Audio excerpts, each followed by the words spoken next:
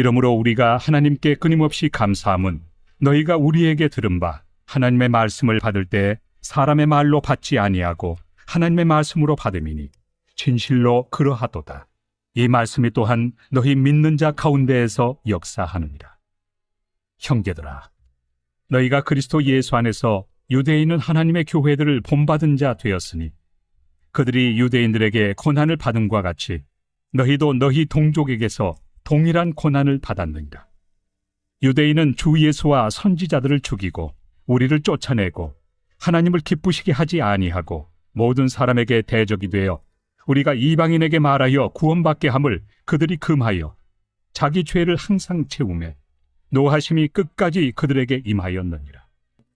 형제들아, 우리가 잠시 너희를 떠난 것은 얼굴이요 마음은 아니니 너희 얼굴 보기를 열정으로 더욱 힘썼노라.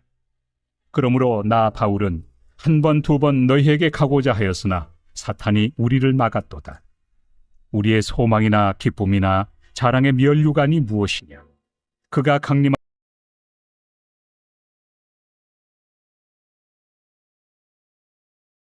감사는 하나님의 은혜를 흘려버리지 않고 간직할 수 있는 방법입니다. 그런데 우리의 감사는 대부분 자신으로 말미암은 감사에 한정되기 때문에 감사가 풍성한 삶을 살지 못하죠. 그런데 바울의 삶에는 핍박과 시련이 끊이지 않았는데도 그에게 감사가 넘칩니다. 본문은 바울처럼 감사의 지경을 넓힐 것을 권면하고 있는데요.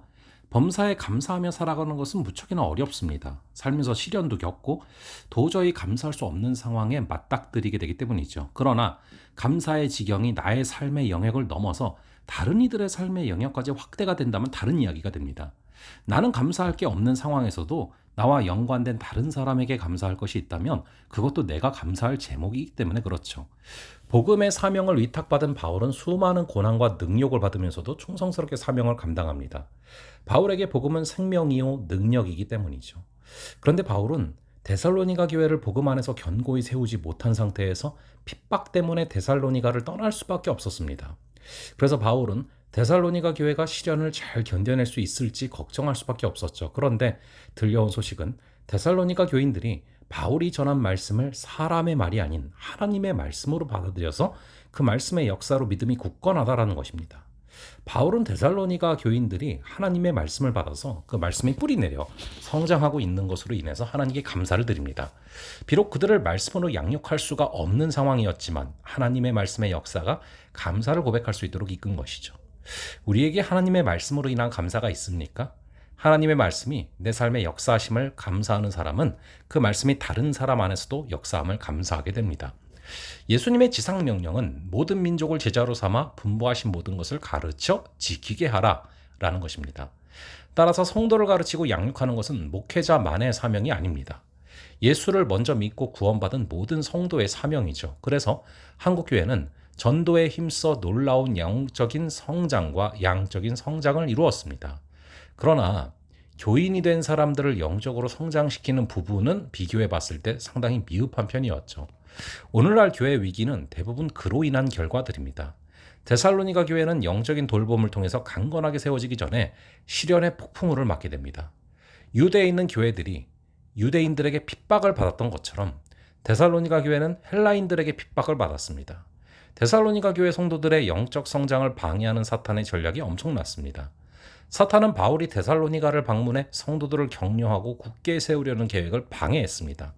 그러나 데살로니가 성도들은 모든 시련과 영적 방해를 이겨냈습니다. 그래서 바울은 데살로니가 성도들을 향해 너희는 우리의 영광이요 기쁨이다 라고 고백합니다.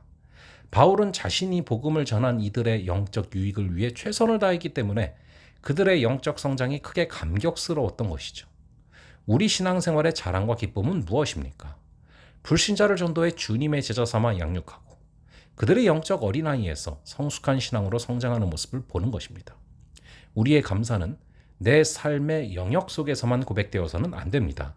지경을 넓혀서 우리가 전한 하나님의 말씀을 받은 이들, 즉 말씀 안에서 자라는 타인의 삶의 영역으로까지 확대되어야 하는 것이죠.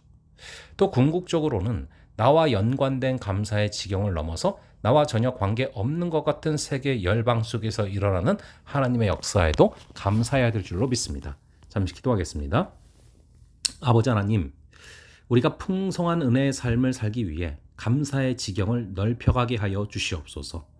하나님의 말씀을 받는 좋은 밭이 되게 하시고 범사에 타인으로 말미암은 감사까지도 우리의 감사가 확장되게 하여 주시고 아버지 하나님께서 붙들어 주시는 은혜로 말미암아 우리가 맡기게 되는, 또 우리를 바라보게 되는, 또 우리가 또 감당하게 되는 그런 영혼들의 성숙과 성장을 통해서도 감사하는 우리가 되게 하여 주시옵소서.